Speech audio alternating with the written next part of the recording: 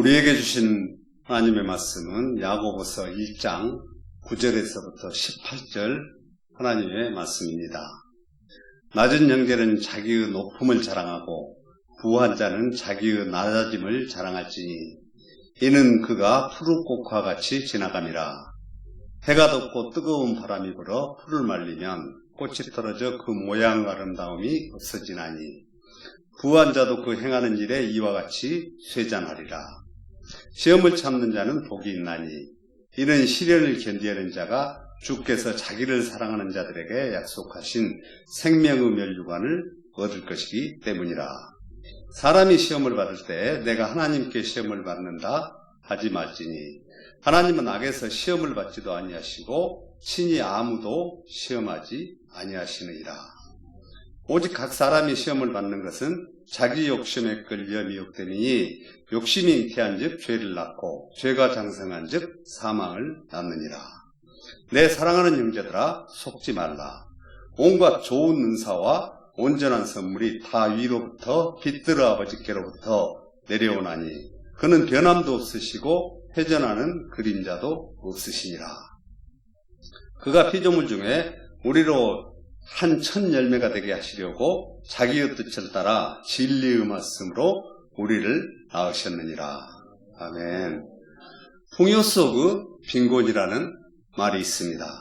풍요 속의 빈곤이란 물질적으로 풍요롭고 필요한 것들이 많아 보이지만 정신적이거나 인간적인 면에서 부족함과 공허함을 느끼는 상태를 말합니다. 현대 사회의 가난과 부요는 삶의 성공과 실패를 결정하는 가장 중요한 화두입니다.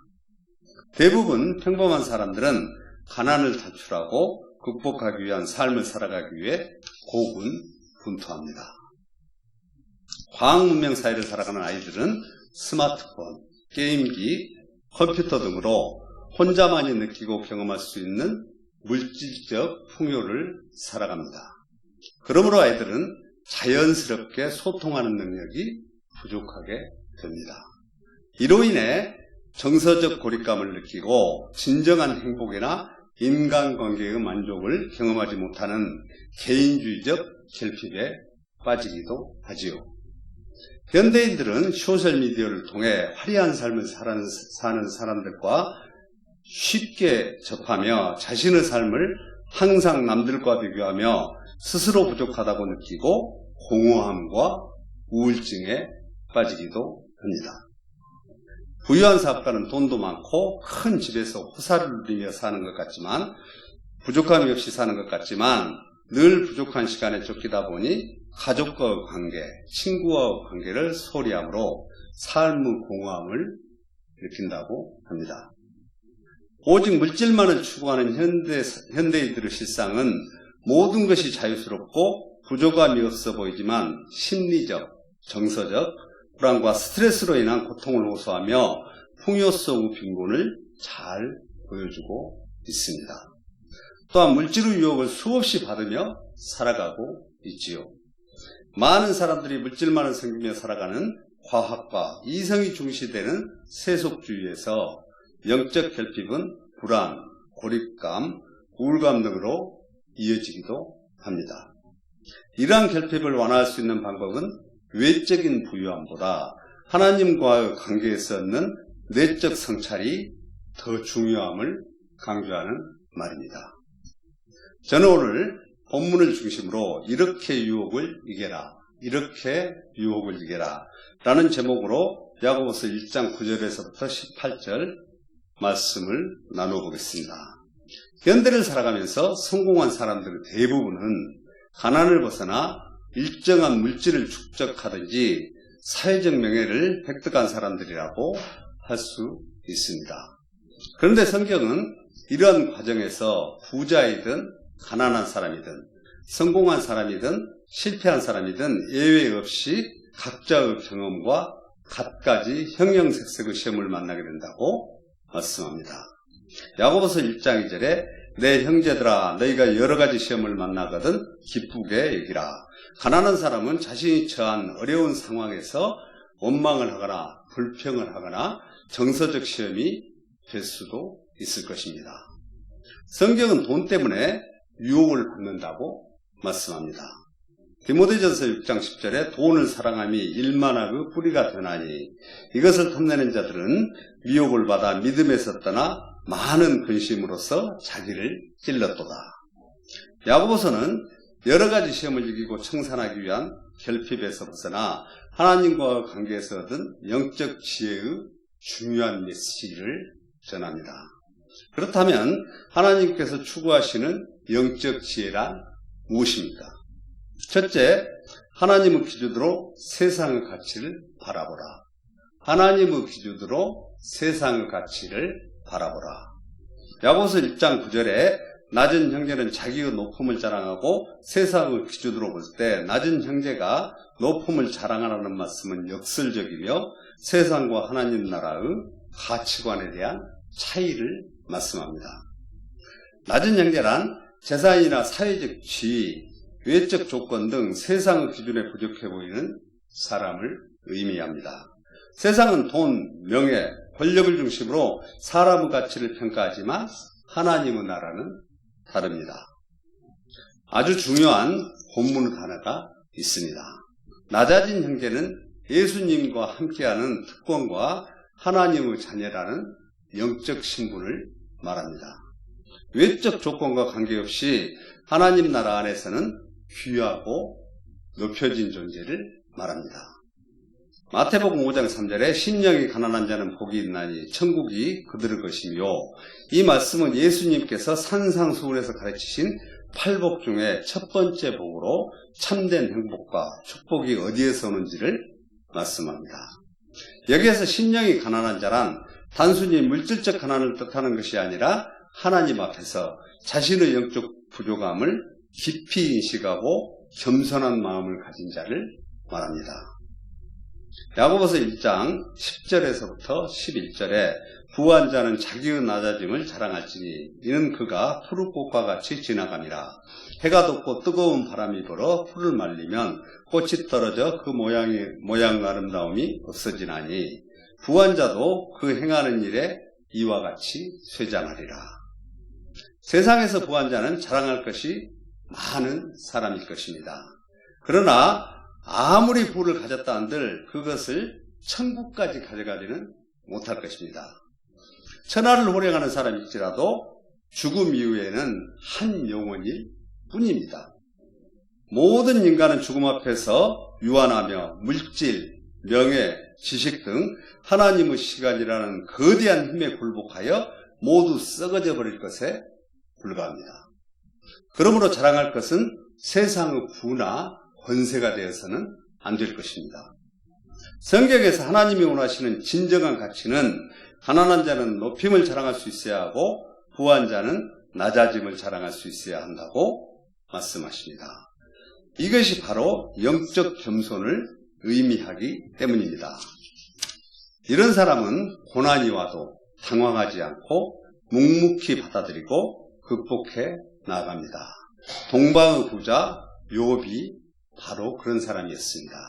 욥기 3장 15절에 그가 나를 죽이시리니 내가 희망이 없노라. 그러나 그 앞에서 내 행위를 아뢰리라.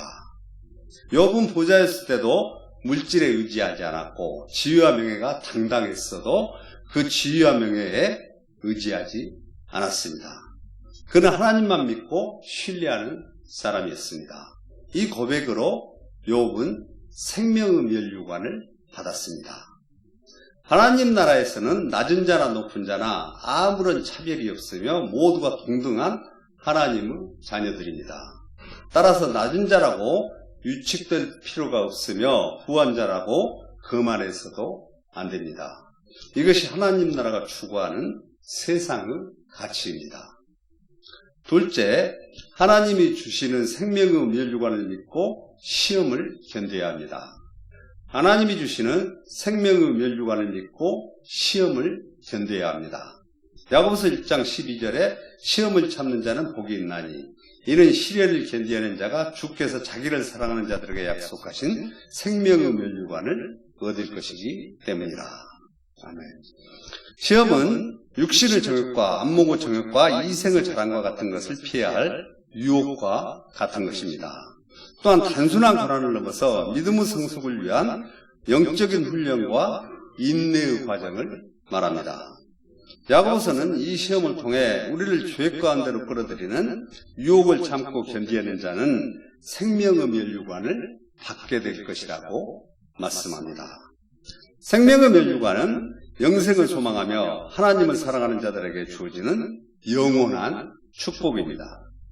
우리가 인내와 믿음으로 주님을 끝까지 따라갈 때 이 면류관을 받고 영원히 함께할 것을 약속하십니다. 요한계시록 2장 10절에 너는 장차 받을 고난을 두려워하지 말라. 볼지어다 마귀가 장차 너희 가운데 몇 사람을 오게 던져 시험을 받게 하리니 너희가 10일 동안 환난을 받으리라. 내가 죽도록 충성하라. 그리하면 내가 생명의 면류관을 내게 주리라. 성경에서 죄의 유혹이 인간의 본성과 하나님 뜻을 대적하는 무서운 결과를 초래한다고 강조하며 이를 경계하도록 가르칩니다. 하나님은 결코 우리를 죄의 유혹으로 시험하지 않으십니다. 야고보서 1장 13절에 사람이 시험을 받을 때 내가 하나님께 시험을 받는다 하지 말지니 하나님은 악에서 시험을 받지도 아니하시고 친히 아무도 시험하지 아니하시느니라. 그렇다면 우리가 죄의 유혹을 받는 이유는 무엇입니까? 유혹은 어디에서 오는 것일까요? 유혹은 예부에서 오는 것이 아니라 자기 욕심에 이끌려 미혹당하는 내면의 문제라고 경고합니다. 야고보서 1장 14절과 16절에 오직 각 사람이 시험을 받는 것은 자기 욕심에 끌려 미혹됨이니 욕심이 대한즉 죄를 낳고 죄가 장성한즉 사망을 낳느니라. 내 사랑하는 형제들아 속지 말라. 야고보서는 우리가 욕심 때문에 죄를 짓게 되고 그 죄가 장성하게 되면 영적인 사망에 이르게 된다고 말씀하십니다. 그러므로 우리는 욕심을 절제할 수 있어야 합니다. 욕심을 절제하기 위해서는 자신의 내면을 점검하고 하나님께 의지하며 죄의 유혹에 속지 말아야 합니다. 그렇다면 우리가 어떻게 해야 죄의 유혹을 이겨낼 수 있을까요?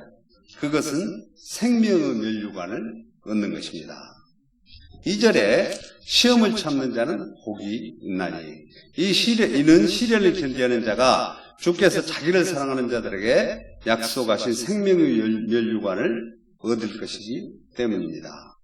시험을 이긴 자에게 주시는 하나님의 진정한 축복은 무엇입니까? 셋째, 변함없이 온갖 좋은 선물을 주시는 하나님이십니다. 변함없이 온갖 좋은 선물을 주시는 하나님이십니다. 야고보서 1장 17절에 온갖 좋은 은사와 온전한 선물이 다 위로부터 빛들의 아버지께로부터 내려오나니 그는 변함도 없으시고 회전하는 그림자도 없으시니라. 우리가 누리는 모든 선물과 은사는 우리의 노력이나 운이 아니라 하나님의 은혜로 주어진 것임을 믿어야 합니다. 야고보서는 하나님을 빛들의 아버지로 묘사하며 모든 선함의 근원이라고 말씀하십니다. 세상은 쉽게 변하고 불완전하지만 하나님은 언제나 동일하시며 변치 않으십니다.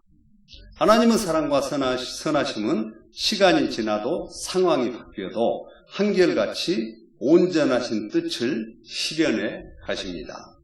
야고보서 1장 18절에 그가 그 피조물 중에 우리로 한 첫 열매를 맺게 하시려고 자기의 뜻을 따라 진리의 말씀으로 우리를 낳으셨느니라. 우리의 새로운 출발과 구원은 우연히 일어난 일이 아니라 하나님의 계획과 의도 안에서 이루어진 일입니다. 하나님은 우리가 구원받고 새 생명을 얻게 되기를 원하시며 그 뜻을 이루기 위해 예수 그리스도를 보내셨습니다. 우리는 그 뜻 안에서 새롭게 태어난 첫 열매의 존재들입니다. 이 말씀은 우리에게 새로운 생명과 구원을 가져왔다는 의미입니다. 예수 그리스도 복음의 말씀이 우리를 변화시키시고 하나님과 관계를 회복하는 부활의 첫 열매가 되게 하셨습니다. 첫 열매는 미래에 다가올 더 큰 축복의 예표이며 보증입니다. 예수 그리스도 안에서 살아갈 때 우리의 삶이 주님의 영광을 드러내는 첫 열매의 정신을 실천하는 삶을 살아가시길 축원합니다. 이제 오늘의 말씀을 갈무리해 보겠습니다. 첫째, 하나님 나라의 기준으로 세상의 가치를 바라보라. 둘째, 하나님이 주시는 생명의 면류관을 믿고 시험을 견뎌야 합니다. 셋째, 변함없이 온갖 좋은 선물을 주시는 하나님이십니다. 하나님 나라의 가치관은 세상의 가치관과 근본적으로 다릅니다. 하나님 나라에서는 높은 자리가 아니라 낮은 자리가 중요합니다. 하나님 나라에서는 섬김과 겸손이 가장 중요한 덕목입니다. 시련은 우리의 믿음을 연단하고 인내를 통해 성장하게 합니다. 우리가 겪는 고난 속에서 하나님은 우리를 더 강한 믿음으로 이끌어 가시며 그 끝에서 생명의 면류관을 주십니다. 하나님을 믿는 성도는 시련과 고난을 만날 때 하나님의 변함없는 사랑을 의지하며 살아가야 합니다. 주님의 뜻을 따르고 믿음을 지키며 살아갈 때 성령 충만한 삶을 누리시길 축원합니다.